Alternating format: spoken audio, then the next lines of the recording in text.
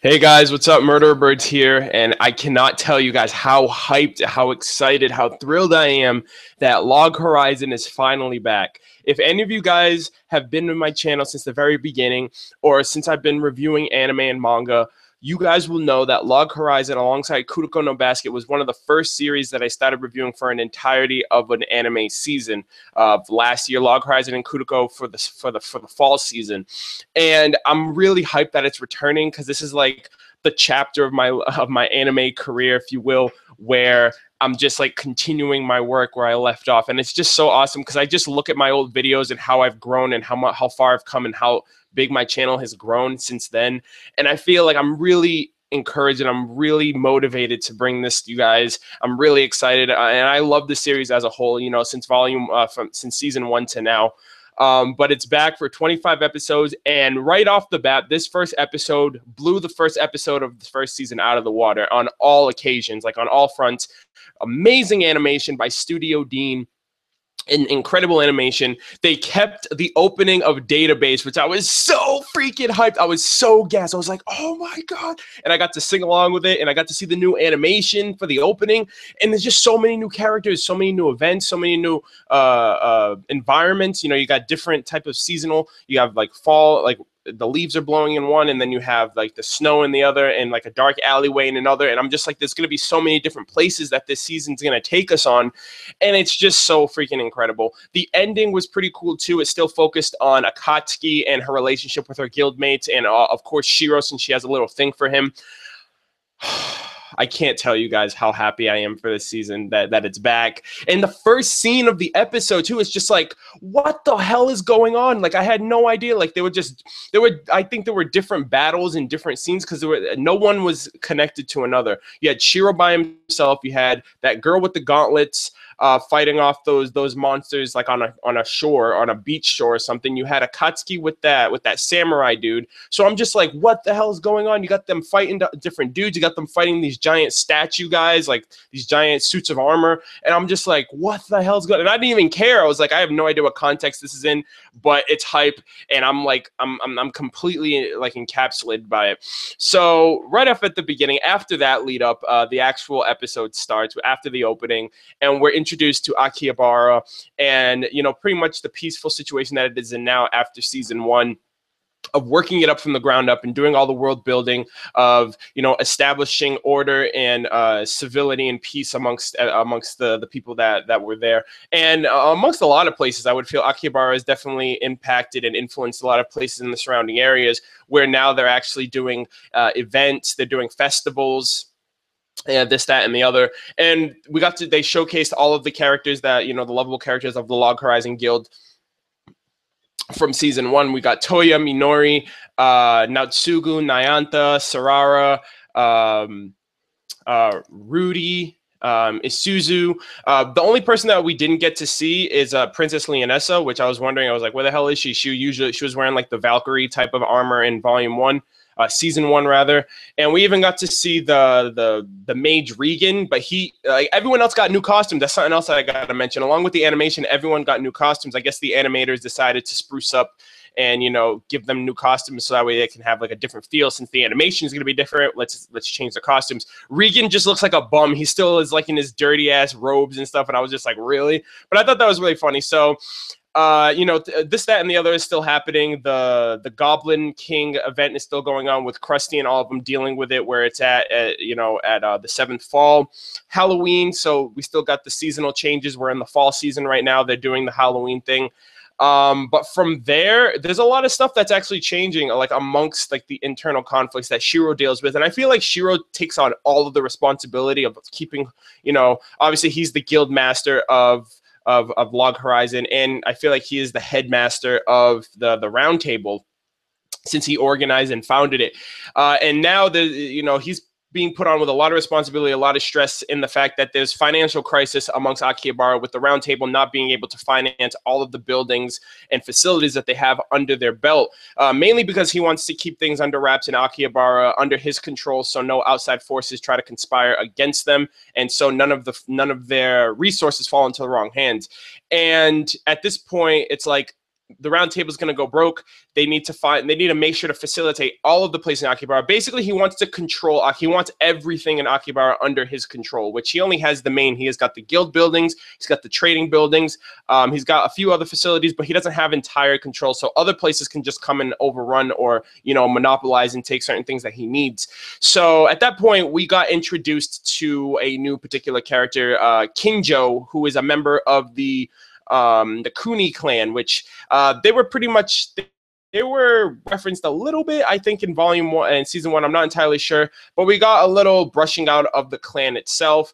You know, themselves as a clan, they found the banks and the royal guard system, which is what keeps everyone in stability of no fighting inside like the villages and in the cities and stuff.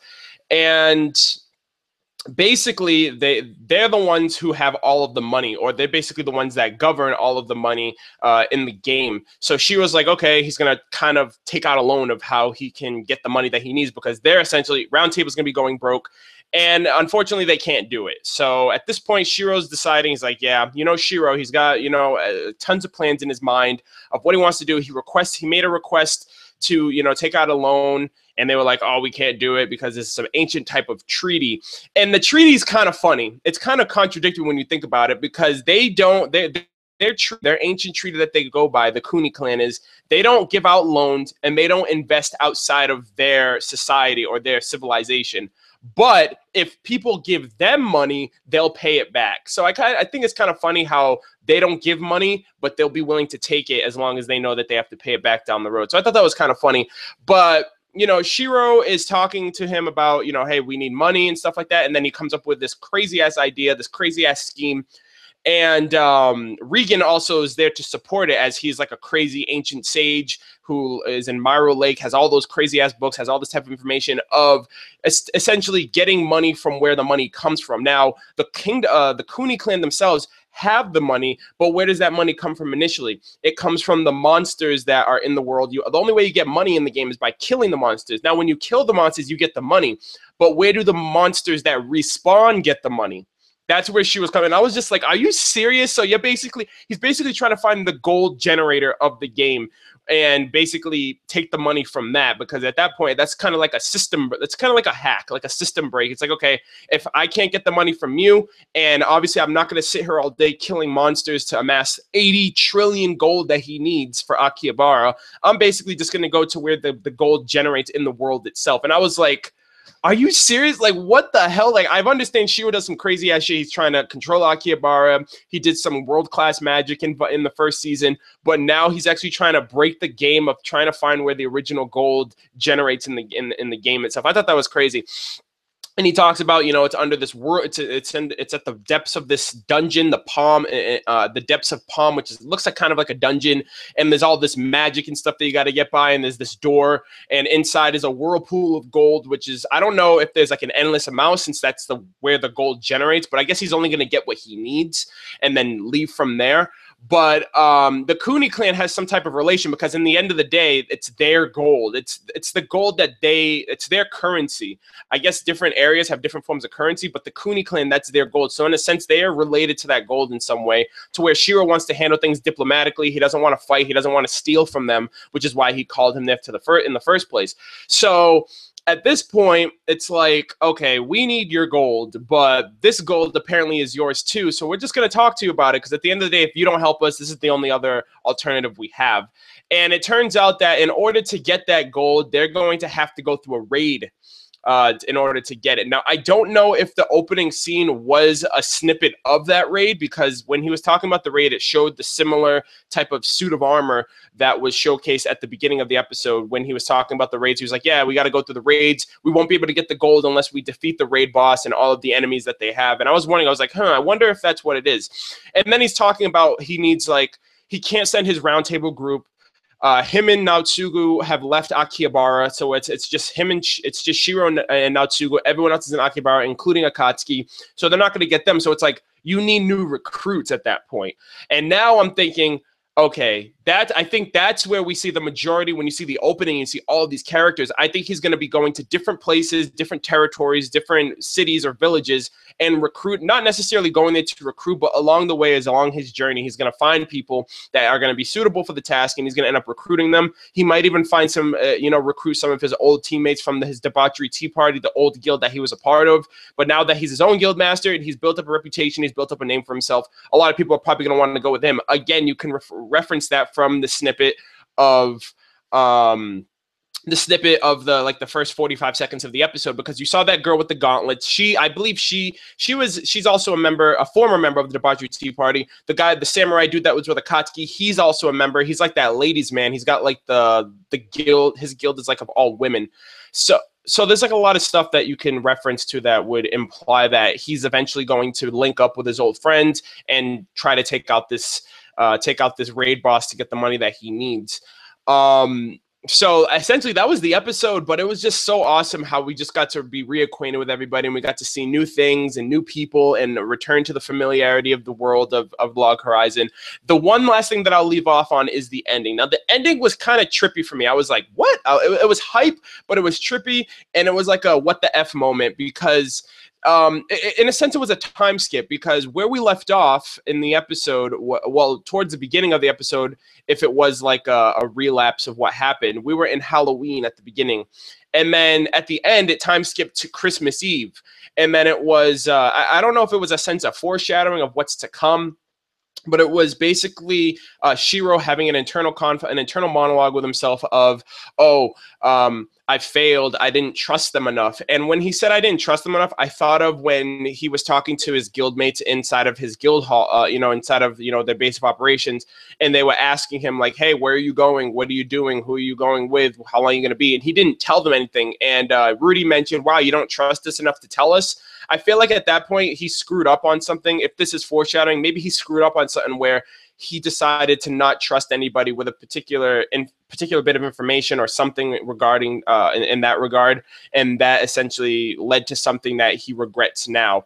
Also, there was like Akatsuki ended up coming into the picture as well, and he mentioned, Akatsuki, you were defeated, and then he was like, so was I died. And I was like, wait, what the hell? Like, what happened? When is this? What point in time is this? Where the hell are you to begin with? They looked like they were like these strays of light that were going up, kind of reminded me of souls, essentially, in the sense of how they were going, and it was just both of them, and they were just standing there like on this pit of light. And I'm wondering, I was like, okay, if he died, what does that mean for the repercussions of his memory loss? Because in season 1, it was mentioned that when you die, you lose a bit of your memories of the real world.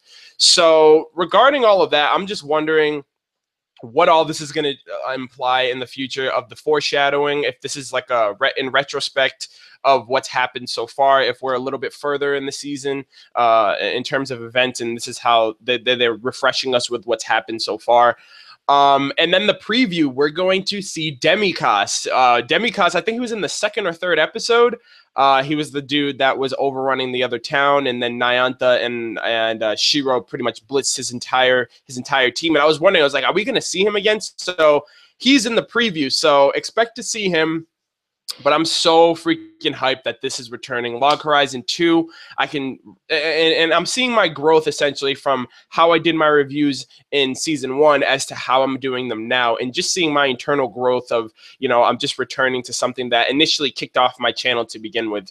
But that's all I've got. Thank you guys so much for checking this out. If you guys did enjoy this review or anything I had to say, please be sure to leave me a thumbs up. Leave your comments on what you guys thought about the 2nd season. How do you guys think it fared to the 1st season? How you guys feel about the content that we got? What are you expecting? All that in the comments down below.